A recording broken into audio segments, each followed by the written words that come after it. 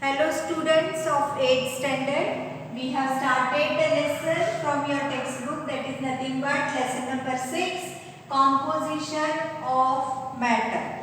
Before going to this lecture or before going to this point, see some points from your textbook. Open your textbook, see that 6.3 characteristics of states of a matter. So what it is told, see there. Solid has some characteristics. Which are the characteristics here? It has rigidity, plastic or elasticity. Then for volume, it has a definite volume. It has a definite shape. It has negligible compressibility. Intermolecular force is strong and distance between particles is minimum. Then see next one, liquid. The liquid has fluidity, it has definite volume, indefinite shape because it takes the shape in which container it is put. Then it has very small compressibility, intermolecular forces are moderate and distance between particles is also moderate. Then see next one, gaseous. It is nothing but a fluid, it has a fluidity. Then volume is indefinite, then shape is also indefinite, then compressibility is very high, then intermolecular forces are very weak and distance between the particles is very large. The next chart, whichever is given in your textbook, see there, name of the material, chemical formula, composition and type of a matter. We want to see the different, you can say, classification of the matter. First we have classified the matter as solid, liquid and gases. Now next classification of matter is nothing but element, compound and mixture. According to that we are going to see the table. See here, water, which has chemical formula H2O, that means it has a constituents hydrogen and oxygen. A type of matter is nothing but a compound. Next comes carbon. The formula is C. It is nothing but a type of a element. Type of a matter is nothing but a element. It is one of the element. Next comes oxygen. The chemical formula is O2. Then it is nothing but a type of a matter is nothing but a element. Then see next one, air. Air we know that it is a mixture of gases. Therefore type of a matter is nothing but a mixture. Then comes aluminium. We write the formula as Al. It is nothing but a element. Then next comes brass. Brass is a alloy. Then it forms copper plus Zn forms the, you can say, brass. It is nothing but a alloy. Then see next one, carbon dioxide. The formula is CO2. So it is nothing but a compound.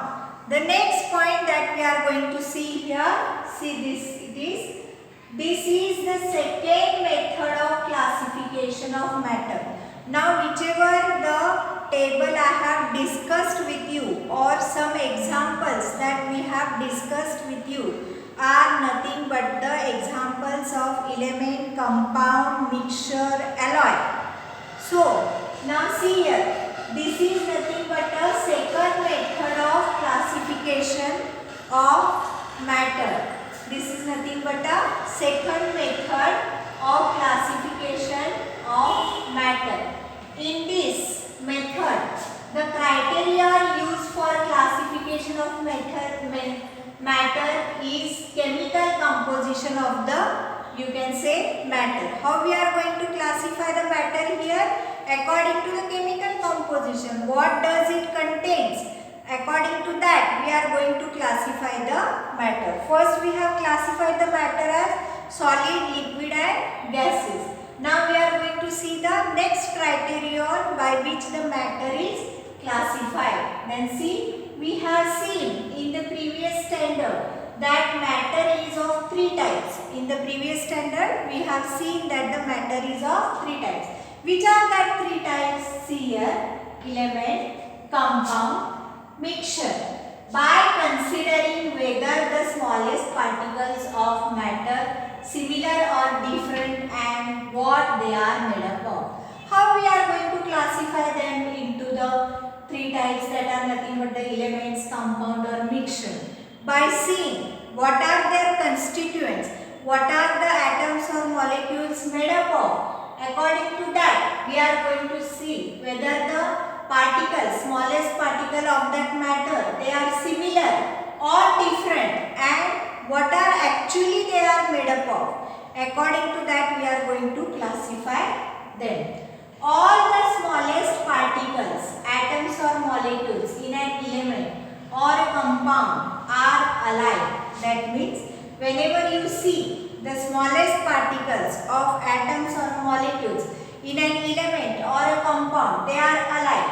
However, the smallest particles in a mixture are of two or more types. Whenever you see the smallest particles whichever are present in the mixture, they are of two or more types.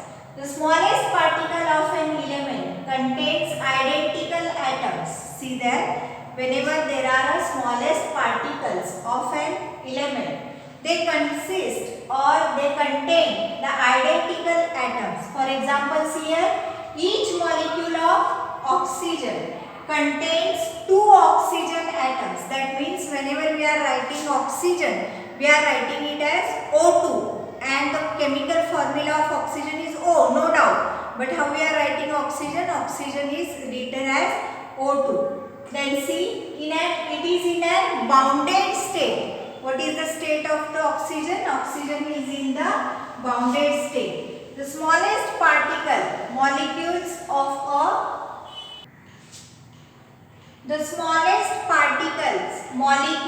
of an compound are formed by joining two or more types of atoms to each other. Now what does this tells us? The smallest particles, that means molecules.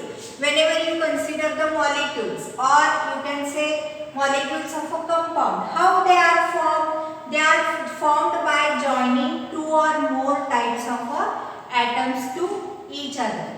Then see, for example, each molecule of water contains two hydrogen atoms joined to one atom of oxygen. Whenever you are writing the formula of water, we are writing it as H2O. That means it consists two hydrogen atoms and one oxygen atom. So therefore it is told that each molecule of water contains two hydrogen atoms joined to one atom of oxygen.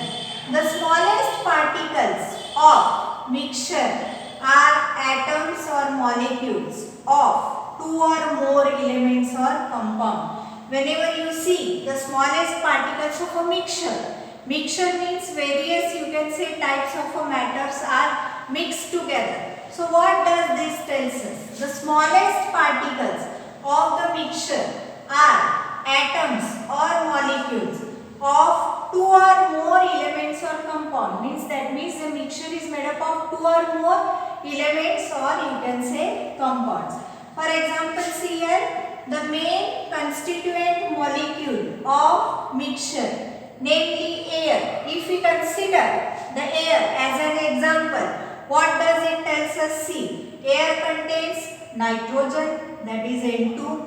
It contains oxygen, that is O2. It contains argon, that is Ar. It contains water, that is H2O. It contains carbon dioxide, that is CO2. Similarly, there is also a mixture. What does this tells us? See, the main constituent molecule of mixture, namely air, consists of N2O2, Ar, H2O and CO2. So as this contains a number of, you can say, matters, together they are mixed to form a air. Therefore we call the air as a mixture of gases. Then see, similarly, the mixture may be also called as an alloy because this is also mixture of two compounds, or you can say two molecules or two atoms. See what are they? Brass contains copper plus zinc, while brass contains copper plus zinc, and alloy is containing you can say copper plus Sm.